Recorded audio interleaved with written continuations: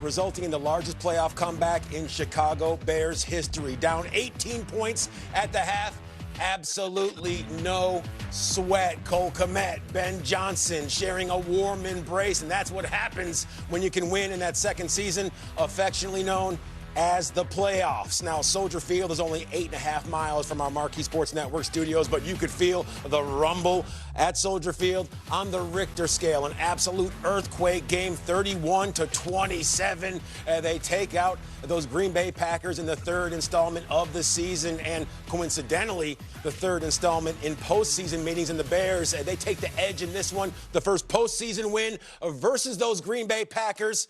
Coach Wannstedt, since 1941, you and I, neither one of us were even a thought yet. That's before me, before me. No, Let's tell you, no.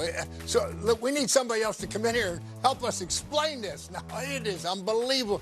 Tell you what, a couple things jump to mind. They really do, and I'm going to hit on them in a minute. Coach, we were having a lot of fun, but guess what? The Bears, they were having a whole bunch more fun, because when you win, it doesn't matter how it looked in the first quarter, the second quarter, the third. Like Caleb said, he told the boys it's all about going out there and protecting the den and protection of the house. That's what the fellas were all locked in with tonight, Coach. Yes, absolutely. And you know what? A couple of thoughts. I mean, a star was born. I mean, we've been saying about Caleb, and I'm serious now. Oh boy, the progress he's making. He's really growing into being the quarterback of the future. But I tell you what, the guy was a star today. He truly was. I mean, he took that. Everybody made plays. I get that. But the plays that he made today put him at a different level, in my point. I mean, there's no question about that. Currently 30 degrees in the city. That works. But the Iceman, he brought the temperature down just that much more. First playoff win since January 16th. 2011, 5,473 days, and the Bears and their fan base, their collective exhale, you could hear it citywide. So pull up a chair. You know what time it is. You've just tuned in to the official Bears postgame live, brought to you by United Airlines. Cole Wright alongside Coach Wannstedt. And Coach, like we said, the first postseason win versus the Green Bay Packers since 1941, and how thrilling it was. And how thrilling it was, and how they do it. I mean, I don't know what a team of destiny, what all that means, but if there was ever a team to fall into that category, I mean, it's the Bears. I mean, I don't know what you got to do to knock this football team 21-3 at halftime, and they come back and they act like it's nothing at halftime. The second half on offense, defense, and special teams, and win all three phases in a big way. That doesn't happen by accident. I mean, that is an outstanding job. Coaches, players, fans in the stands, everybody had their hand in this one. I promise you that. Now, this doesn't just apply to the postseason for the Bears and Packers head-to-heads. This is in history, series history. 18 points overcome, as we said. The halftime game plan, boy, oh boy, was it an exquisite one. Ben Johnson rallying the troops and letting them know that you have to play 60 minutes of football. The fourth quarter comeback with 2 minutes or less. The fellas really leaning into that mantra that's taken hold all season long. They started out good, then they got better, and then they finished as the best in the head-to-head, 31-27. If you're just joining us right here on the official Bears postgame live, you can't knock the emotions away with a stick right now, because all these fellas, they are definitely on cloud nine, and for good reason. There was probably a lot of doubt when intermission rolled around, but Coach, you and I have sat here plenty of times all season long, 7 times to be exact, and to see this team pull themselves up once again and manage a comeback, we almost had a good feeling that this one was in the cards. Yeah, we did, particularly the way it started. And usually the comebacks have all started with the defense in the second half. I mean, Green Bay came out and went 3 and out, 5 and out. And we went down and we kicked a couple field goals, but we were moving the football and we were gaining confidence. And I think that was the biggest thing for our entire team. We stopped them on defense, and Dennis Allen, the defensive plan changed the second half. We were talking about it. I mean, it was pressure. Well, we didn't see that in the first half. And you and I may have mentioned last week that the Bears fans, they would need to assume the role of the fans at Kyle Field in College Station, Texas. Like the Texas A&M 12th man, that's what the Bears fans needed to be today. That's exactly what they were. And who felt the effects of the Bears fans?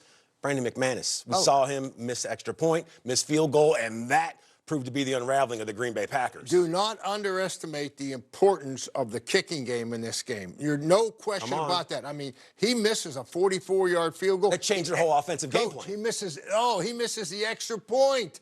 I mean, and Carlos, our guy, I have it written here, he kicks a 27, 34, and 51-yard field goal. Carlos Santos. So, I mean, we won. You always say you got to win 2 of the 3 phases. We won the special teams today, hands down. So now, obviously, you decide you like the offense, defense, what everybody contributed. But the special teams was a big part of this win today. They truly, truly were. And the 4th down plays and the plays that Caleb made, and you know what, you kind of see it with the receivers, that they stay alive now. Now when he starts moving around, he's under pressure. You have to play through the whistle. You got to play to the whistle because you don't know if he's coming to you or not. And he proved it today, throwing off his back foot, going to the left, going to the right.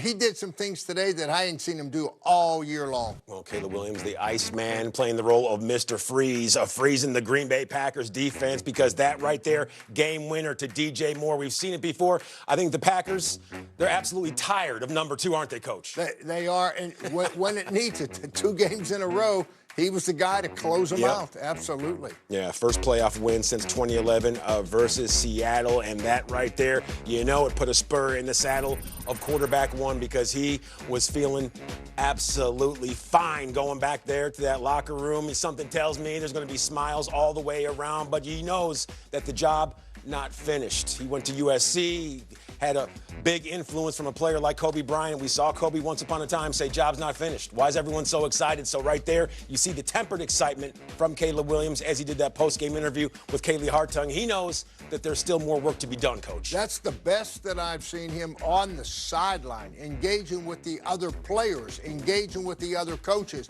And this is all part of maturity. But it was awesome. He was into it. The team was into it.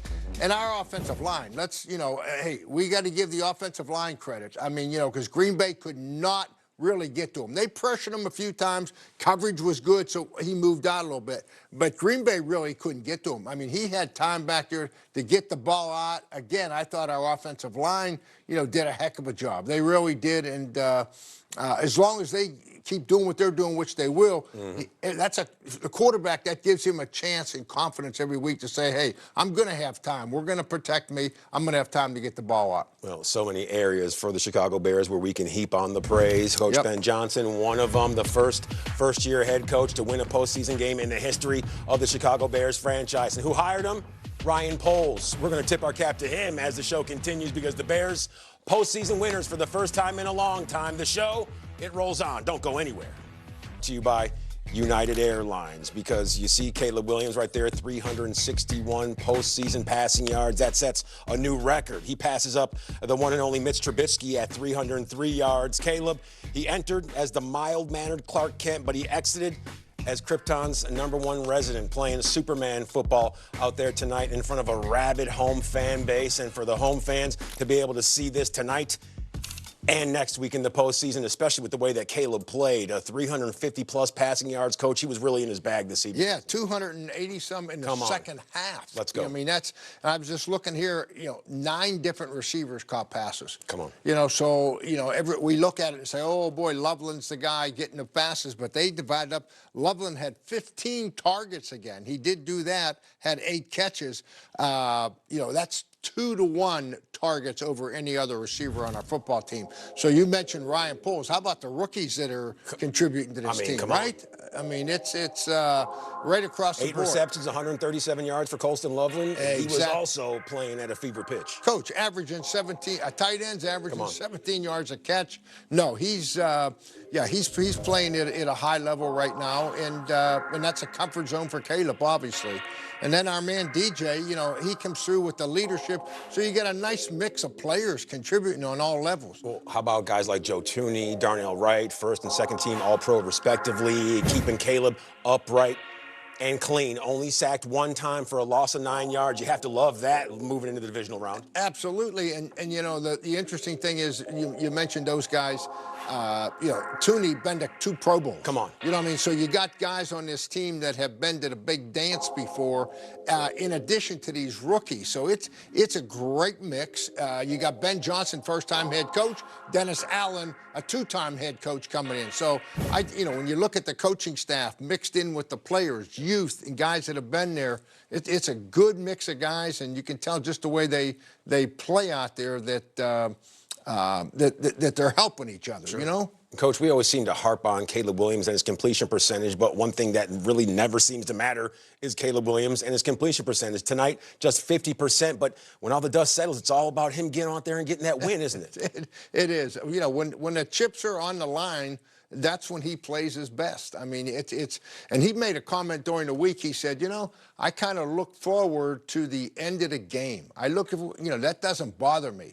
And I wrote down there, this kid's poised tonight. He never, and really from the beginning of the game, even though we struggled a little bit, this game was not too big for him. First time playoff game, Packers again, everything that goes with all that we've been talking about here for weeks.